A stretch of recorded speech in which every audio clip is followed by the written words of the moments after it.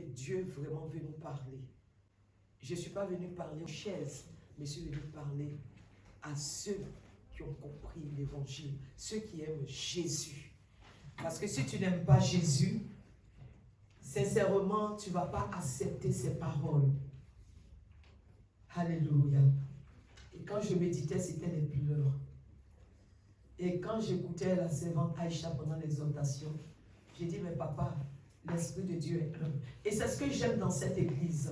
L'Esprit de Dieu est un. L'Esprit de Dieu est un. Quand tu te mets à part, Dieu t'utilise comme un vase pour communiquer, alléluia, son message. Je me rappelle encore, je donne ce témoignage que j'ai déjà donné à certaines personnes, où le Seigneur me montrait 2 églises. Et dans ces 2 églises, le Seigneur montre une jeune fille qui était au milieu des 2 églises. L'autre église se trouvait à ma gauche et l'autre église se trouvait à ma droite. Mais l'autre église était tellement belle. Elle était jolie. Belle, et il y avait tout ce qu'il faut pour attirer une personne. Je ne veux pas dire chrétien, mais pour attirer une personne. Il y avait tout le confort. Et quand tu regardais l'église qui se trouvait à droite, elle n'avait pas d'éclat. Elle n'avait rien pour attirer. L'église qui se trouvait à droite, c'est comme si les portes étaient en bois, comme vous voyez là. Mais l'autre côté, tu voyais, tout était vitré. Vitré, joli, beau, tu voyais tout ce qui était écrit. Mais il y avait donc, la jeune fille était au milieu et elle regardait. Et elle regardait de l'autre côté. Elle se demandait où il faut partir. Elle était attirée vers cette église qui n'avait pas d'éclat. Parce qu'elle se disait, là-bas, il y a la vérité. Là-bas, on nous dit tout. Mais en même temps, elle aimait bien de l'autre côté où il y avait le luxe. Où il y avait de bonnes choses. Où on pouvait rencontrer des personnes belles. Des personnes qui avaient, je ne sais pas, tout ce qu'on peut espérer. Mais elle était indécise. Et elle a tellement lutté, elle est restée longtemps. Et le songe continuait. Et pour finir, elle est allée vers l'église qui se trouvait à sa gauche. Parce que quand tu la regardais elle-même, elle ne se voyait pas rentrer dans cette église. Ou qui n'avait pas d'éclat, qui n'attirait rien. Et tout même voulait aller de l'autre côté. Aimé du Seigneur, le temps arrive où la sélection, comme la servante a dit, sera rude. Mais je vous en prie, restons en éveil. Alléluia. Restons en éveil. C'est très important, restons en éveil. Pour ne pas que l'ennemi nous distrait. Ce n'est pas le moment d'être distrait, je vous en supplie, bien-aimés du Seigneur. Parce que le Seigneur veut prendre des disciples. Il ne vient pas prendre des bébés, mais il dit dans sa parole, il vient prendre des disciples. Amen. Et le thème que le Seigneur m'a donné, c'est le sommeil attire le voleur vers ton bien. Le sommeil attire le voleur vers ton bien. Je suis allé dans le Larousse, il me dit le sommeil est un l'état d'une personne qui dort. Cette personne est caractérisée essentiellement par la suspension de la vigilance. De la vigilance et le ralentissement de certaines fonctions.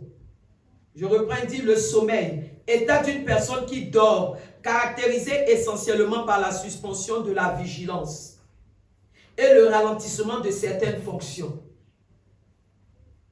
Et j'ai dit, mais le Larousse me donne une très belle définition. Et nous croyons à cette définition. Pourquoi? Parce que quand tu dors, tu ne contrôles plus rien. N'est-ce pas, maman Jenny? On ne contrôle plus rien.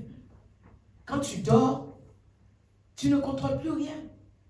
Tu n'entends rien, tu ne vois rien parce que tu dors. Et c'est ce que le Larousse nous dit ici. Il dit que c'est le ralentissement des fonctions vitales, le sommeil. Le sommeil est le ralentissement des fonctions vitales, une baisse de l'état de conscience. Ta conscience n'est plus active. Ta conscience aussi s'endort. Alléluia. Donc tu n'es plus maître de ce qui se passe autour de toi quand tu es dans le sommeil. Moi, je n'ai pas vu quelqu'un qui est en train de dormir, en train de poursuivre un voleur pendant qu'il dort. non, c'est pas possible. N'est-ce pas, maman Isabelle? Moi, j'avais fait ça. Ah non, c'est pas possible. Ça n'existe pas. Alléluia. Tu ne peux pas être en train de dormir et manger en même temps. Non. C'est-à-dire, toute fonction, toute chose s'arrête. Tu ne peux pas. Quand on dort, on ne contrôle plus notre atmosphère. Ce n'est pas possible. Quand tu dors, tu n'as plus la télécommande. Amen. Mais heureusement que la Bible me dit que celui qui garde Israël ne sommeille ni ne dort. Celui qui garde Israël qui est toi, celui qui garde Jean-Claude, qui garde Papa Bienvenu, qui garde Nico, qui garde Maman Nicole, ne sommeille ni ne dort. C'est-à-dire pendant que Jenny est en train de dormir, c'est là que lui, il est en action. Parce qu'il veille sur le méchant, sur le vautour qui va s'approcher de ses enfants. Comme une mère poule qui veille sur ses poussins. Alléluia. Tout chrétien peut être amené à sombrer dans le sommeil spirituel. Ça peut arriver. Il arrive des moments où on est fatigué. Il arrive des moments où on se lasse.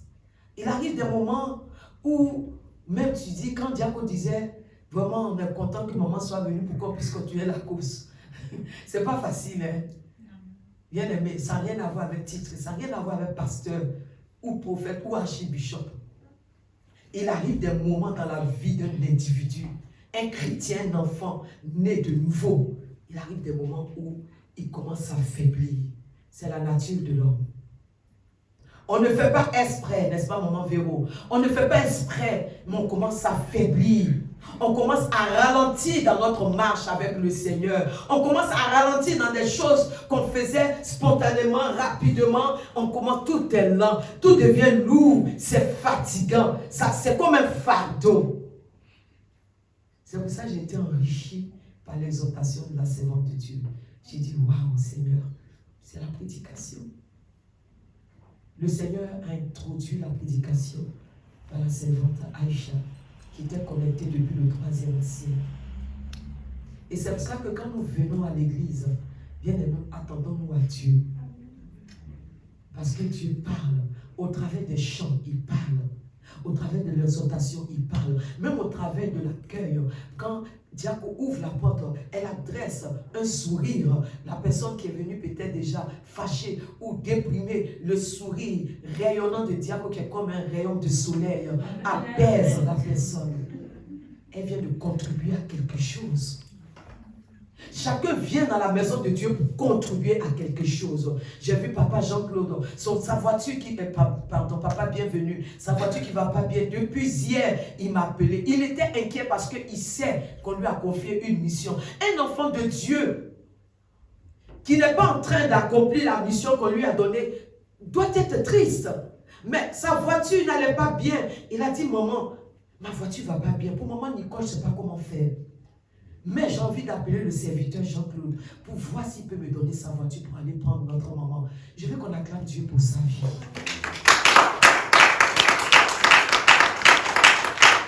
Il ne m'a pas appelé ce matin, mais il m'a appelé depuis hier matin, samedi matin.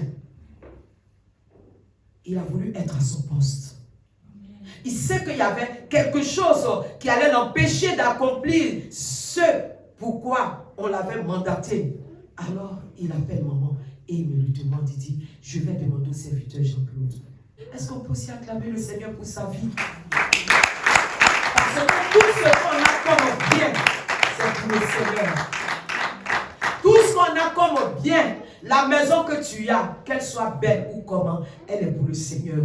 La voiture que tu as, c'est pour le Seigneur. Le compte en banque que tu as, c'est pour le Seigneur. Tu as des vêtements, tu as tout ce qu'il faut. La nourriture que tu... c'est pour le Seigneur. Bien-aimés, faisons tout pour sa gloire. Faisons tout pour sa gloire. Alléluia. Nombreuses sont les circonstances qui peuvent induire, qui peuvent même nous amener à arrêter en nous cette éveil spirituel qui peut arrêter en nous, vous voyez, cette marche chrétienne. Beaucoup de circonstances de la vie que nous traversons. Beaucoup de choses vont venir freiner cet élan pour que tu puisses demeurer en éveil. Mais le Seigneur te dit cet après-midi, dit, le sommeil attire le voleur vers ton bien. Le sommeil attire le voleur vers ton bien. Wow.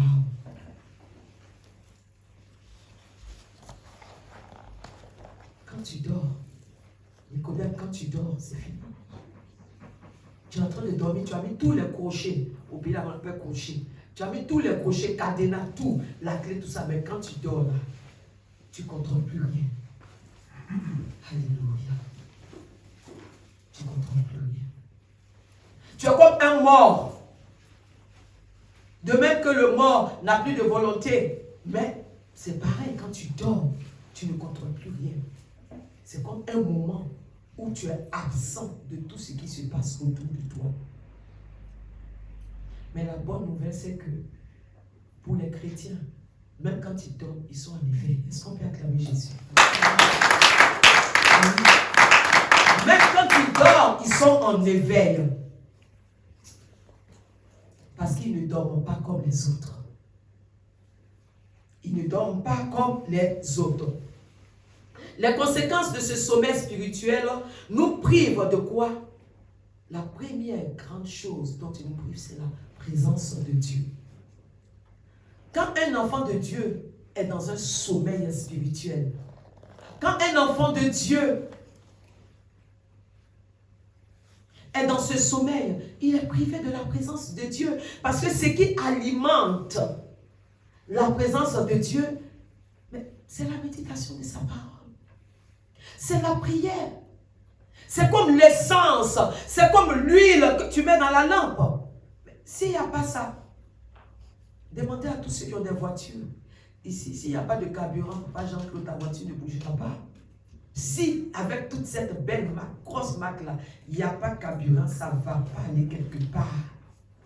Nulle part. Et c'est pareil pour un enfant de Dieu. Tu aimes Jésus. Tu proclames que tu aimes Jésus. Tu proclames encore que tu connais Jésus. Mais est-ce que Jésus te connaît? Ça, c'est ça la question. Parce qu'on peut crier fort, je connais Jésus. Ah, moi, mon Jésus là. Et pourtant, Jésus ne te connaît même pas. Et c'est ce qu'il a dit. Beaucoup diront, Seigneur, Seigneur, nous avons prophétisé en ton nom. Nous avons fait des miracles en ton nom. Seigneur, Seigneur, c'est moi-même qui prenais le micro. J'ai chanté ici. Je lidais d'une manière. Jean-Claude, tu jouais bien la guitare. Rappelle-toi, Seigneur. Il va dire, Valérie, je ne t'ai jamais connue. Je ne te connais pas. Tu étais là en apparence. Mais il n'y avait aucune communion avec moi. Alléluia. Donc les conséquences de ce sommeil spirituel nous privent de la présence de Dieu et exposent notre vie spirituelle à de divers dangers, mais tragiques. C'est ce que la Sainte a dit. Quand tu dors, Satan là, il acclame. Il dit, voici cette femme de feu là, elle est en train de dormir. Elle n'arrive même plus à prier. Elle n'arrive même plus à méditer la parole. Elle a dit quoi? Le combat est rude. Et Satan est très content avec ses acolytes. Très, très, très content. Il dit, waouh. Là, elle a baissé un peu la garde. Là, je peux essayer d'attaquer un frère. Parce que cette personne avait le temps de prier pour Guillaume, prier pour maman Nicole, prier pour maman Christ, prier pour maman Aïcha. Cette personne avait le temps. Mais depuis que cette personne s'est affaiblie, cette personne n'arrive plus. Il a le temps maintenant. Le dévoreur a le temps d'aller visiter maman Valérie. Il a le temps de visiter Diaco. Parce que la prière de cette personne s'est affaiblie. La méditation constante n'existe plus. L'ennemi commence à attaquer l'église. Il rentre dans l'église. Je me rappelle encore de ce témoignage que j'avais donné, pour ceux qui ont déjà vu le film, où il y avait un homme de Dieu qui était rentré dans l'église et Dieu a ouvert ses yeux. Et quand il a ouvert ses yeux, il a vu un gros serpent qui est rentré dans la salle de l'église. Et le serpent est en train de donner son onction aux membres de l'église. C'est incroyable, hein? C'est incroyable. Et il sortait sa langue comme ça, et il mettait sur la tête. Et l'homme de Dieu demande, mais qu'est-ce qui se passe? Mais pourquoi cela? Parce que c'est lui-même qui a la tête là, déjà corrompue. L'église n'est pas dans la vérité. Il dit l'église n'est pas dans la vérité. Elle n'est pas dans la repentance. L'église n'est pas... C'est pour ça que quand on prie beaucoup pour la repentance, beaucoup ne savent pas que c'est une puissance. La repentance est une puissance. Ce n'est pas quelque chose qui fait honte. C'est le diable qui empêche de se repentir. Mais la repentance est une puissance. C'est ce que vous ne savez pas. Ça donne un droit à Dieu de fouetter l'ennemi et de vous libérer. Amen. Si on savait ça, on allait aller constamment au pied du Seigneur. Même quand nous ignorons que nous avons fait des choses qui ne sont pas bien, allez toujours au pied du Seigneur et dire, papa, pardonne-moi. Pardonne-moi. Je viens encore vers toi. C'est encore ton enfant. Pardonne-moi. C'est pour ça qu'elle aimait beaucoup David. Je pensais que David n'était pas saint, mais Dieu l'aimait beaucoup. Il savait s'approcher de Dieu avec beaucoup d'humilité. Alléluia. Dis à ton voisin, le sommet attire le voleur vers ton bien. Dis à ton voisin, ne dors plus. Mais va qu'à la prière. Alléluia. Le sommet nous fait oublier l'excellence de la présence de Dieu. Wow. Le sommeil te fait oublier l'excellence de la présence de Dieu. Et une fois entrés dans le sommeil spirituel, nous sommes exposés à des diverses attaques. Ah oui, tu es attaqué de quoi tu ne comprends pas. Tu te lèves même, tu te trouves même dans le écueil. Tu te lèves, tu te trouves à un carrefour. Tu te lèves, les animaux sauvages que tu n'as jamais vus sont en train de te poursuivre. Tu te lèves, tu vois un bœuf, tu vois un veau, tu vois n'importe quoi en train de te poursuivre. Tu te lèves. Tu sens des personnes qui t'ont entouré pour te frapper. Alléluia. Tu dis, mais c'est quel rêve ça? C'est quoi ça? Revois ta communion. Je n'ai pas dit que celui qui prie ne sera pas touché. Hein? Ah oui, parce que la Bible me dit quoi? Job était un homme intègre. Mais Dieu a permis à ce que Satan puisse toucher à tout ce qu'il avait, mais pas à sa vie. Donc tu peux être un homme intègre et tu peux être éprouvé. Tu peux être un homme intègre et les attaques aussi vont venir. Mais aujourd'hui, je suis en train de te parler de ce que le sommeil peut favoriser. Parce qu'il n'est pas bon pour un chrétien de dormir. Il n'est pas bon. Quand je parle de dormir, je parle spirituellement. Hein, parce que je dors comme vous. Quand le soir, ils vont dire, ah, il fait tard, je dois dormir parce que le matin, je dois aller au boulot. Je dois me reposer parce que demain, j'ai ça à faire. Et quand la nuit arrive pour toute personne, il faut dormir. Mais je te parle de quelque chose que tu ne pratiques pas dans ta vie. La prière constante, la méditation constante, le temps que tu donnes à Dieu, un temps que tu dois donner à Dieu. Faire un emploi du temps et dire à partir de temps je prie à telle heure, à partir de tel jour je prie comme ça, ou bien je m'associe avec tel frère ou telle soeur, nous allons prier ensemble. C'est-à-dire que tu dois prendre des résolutions, tu dois changer ta façon de t'approcher de Dieu. Parce que le sommeil attire le voleur vers ton bien. Bien-aimé, à votre avis, qu'est-ce qui peut stimuler ce sommeil spirituel? Qu'est-ce qui permet que le sommeil spirituel arrive? C'est ce que je viens de dire. Un désintéressement total à tout ce qui concerne les choses de Dieu. Quand tu commences à ne plus t'intéresser aux choses de Dieu, il faut te dire qu'il y a une présence étrangère qui est là.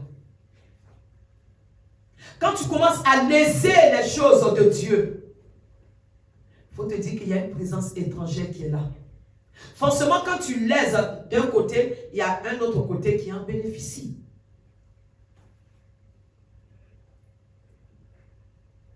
Quand nous arrêtons de faire ce que Dieu nous demande, bien-aimés du Seigneur, l'ennemi gagne du terrain dans nos vies. C'est en cela que nous devons prendre conscience. Pour dire, il y a trop de choses qui se passent dans ma vie. Il y a des choses que j'attends. Il y a des choses que j'ai demandées à Dieu. Tu vas dire, je jeûne et je prie. C'est bien. Mais il faut que tu réexamines dans ta communion avec le Seigneur. Amen. Parce que tu peux crier. Crier dans la prière, ça n'influence pas Dieu. Alléluia. Amen. Tu peux crier, tu peux chanter. Ça n'influence pas Dieu. Ce qui intéresse Dieu, c'est le corps à corps. C'est le corps à corps. C'est une communion parfaite. Imaginez-vous, diacre avec son mari.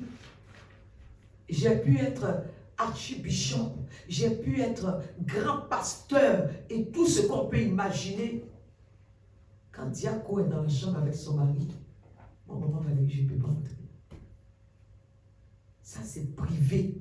C'est entre diacre et son mari. Je ne peux pas. C'est ce corps à corps que le Seigneur veut avec ses enfants que nous sommes. Arrêtons de nous blaguer, faire des prières interminables, rester là comme la Seigneur dit, demander seulement à Dieu. Nous sommes dans une saison où le Seigneur veut voir des corps à corps. Il veut voir une communion vraie, authentique, sincère avec ses enfants. Celui qui le fait, celui qui manifeste ce genre de choses, il est déjà en parfaite harmonie avec Dieu. C'est quelqu'un qui ne dort pas, c'est quelqu'un qui est en éveil. Alléluia. C'est très important, bien aimé. Tu peux être déçu par un frère, déçu par une sœur qui t'a offensé. Je ne viens plus à l'église. Ça commence. L'ennemi va commencer à s'aimer tes pensées. Il va commencer à s'aimer. Et c'est comme ça que le sommeil spirituel vient. Parce qu'il va t'éloigner de la communion fraternelle que tu dois avoir avec tes frères. Et l'ennemi va commencer maintenant à te détruire. Faisons très attention, parce que nous sommes en train de faiblir. Si nous ne revenons pas dans sa présence, ou rentrons en communion avec des frères qui sont en harmonie avec le Saint-Esprit, bien aimé, l'ennemi va t'éloigner. Parce que quand le sommeil vient, on commence à se refroidir. On commence à devenir tiède. On n'a plus envie d'entendre. Même, c'est-à-dire, tu as ta télécommande, même, tu mets autre chose. Dès que tu choses, Dieu sait faire tellement bien les choses. Quelquefois, tu mets, puis c'est les choses bibliques qui arrivent. Oh, ça, c'est quoi ça encore? Tu zappes, tu cherches autre chose. Attention. La Bible nous dit qu'il rôde. Il rôde. Alléluia. Il rôde. Tu peux perdre un boulot, un membre de ta famille. Ça peut créer en toi un sommeil spirituel parce que tu es découragé. Le divorce peut venir. Pas que nous souhaitons cela pour les enfants de Dieu. Mais ça peut arriver sans que nous le voulions. Tu es découragé. Les choses de Dieu n'ont plus d'intérêt pour toi. Le sommeil spirituel est en train de t'atteindre.